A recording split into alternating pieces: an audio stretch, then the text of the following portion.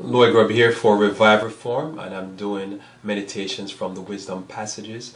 And today we're looking at Psalms chapter 12, and our topic is gossip, flattery, and make-believe to gain success. In Psalm chapter 12, verse 1 through 5, we read, "To the chief musician upon Sheminith, a psalm of David, help, Lord, for the godly man ceaseth, for the faithful fail from among the children of men. They speak vanity every one with his neighbor, with flattering lips and with a double heart do they speak. The Lord shall cut off all flattering lips, and the tongue that speaketh proud things. Who have said, with our tongue will we prevail, our lips are our own, who is the Lord over us? For the oppression of the poor, for the sign of the needy, now will I arise, says the Lord. I will set him in safety from him that puffeth at him." Currently, evil that we see is that gossip, flattery, and make-believe are used to gain success. We have national spin publications. Some of them are privately owned and some of them are government owned and controlled. These are medias, whether it be print or on electronic media, that oftentimes spin things for their owners and those who are their corporate backers, so that they can continue with evil that would not be allowed if the truth was to be told. Some media spin stories similar to the poor borrow more than they can to buy houses, and hence the 2008 economic collapse. Other story we have is that the moochers, not the corporate moochers, are responsible for the economic problems that are faced in the nations. In other places, dictators are overthrown because they have plenty of shoes, or too many shoes, and hence they must be evil and must be put down or put to death. Also, we have the poor in some countries are oppressed for the good of the nation. This is how it's often spin in the media, and oftentimes the media is owned by those who are oppressing the poor. And another thing that I've learned years back is that whoever has the mic is right. That's what it seems, that whoever has the mic, whatever they're saying, it must be right because they have the mic. If they have the loudest bullhorn, it must be that they're right. And oftentimes you will see that they're often very wrong, but because of their pride, as the text had said earlier, that they would be the first one to grab the mic and start spilling their vile lies upon people so that they can get ahead, gain success, and ultimately oppress the poor. Now in Psalm chapter 12 verse 4, I wanted to reread that because it's very important.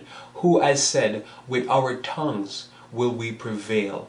Our lips are our own, who is the Lord?" Notice here they say that they will prevail because of their tongues. Doesn't matter what they do, doesn't matter what they steal, doesn't matter who suffer, doesn't matter the lies they tell and they're found out.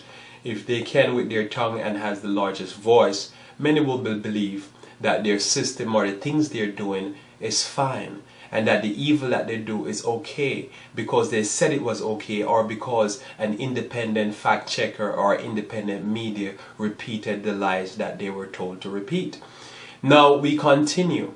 Psalm chapter 12 verse 6 through 8 reads, "The word of the Lord are pure as silver tried in a furnace of earth, purified 7 times.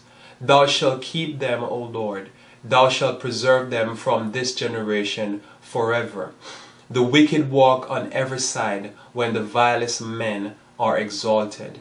Again, we can see a good example of this in our society and in many societies, that someone like a casino owner can be always parading himself on the news and be looked upon as a very good person, while this would be, in the most common sense of any human being, some of the most vilest individual in our society. But yes, these casino owners are looked upon as exalted and good men.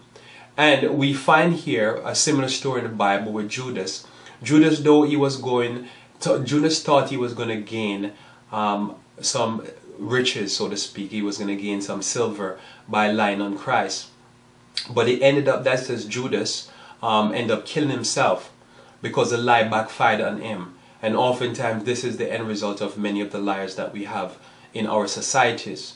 In the last days, the righteous will be persecuted by those who like telling a lie and like hearing a lie, because they think they will always succeed with their mouths. But the Bible predicts something different will happen unlike what happened with Christ, because Christ allowed himself to be taken and to be crucified for the sins of us all. What the Bible predicts is found in Daniel chapter 12 verse 1.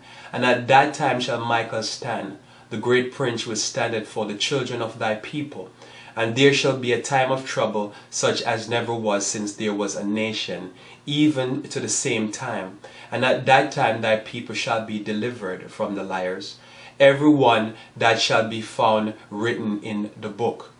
Again, very important that God will deliver his people from those who like to hear a lie, like to make up stories, and to tell slanders. Now, what does that mean for you and I? It means that on a personal basis, we should never use gossip, flattery, or make-believe to gain success or to get ahead in this life. Because when we do that, we come to a point where we love lies, we love sin, and we will think that we will always succeed. But oftentimes the success will backfire on us into total failure. So again, never use gossip, flattery, make-believe to gain success or to get ahead. Lloyd Grubb, Revive Reform. May God bless you.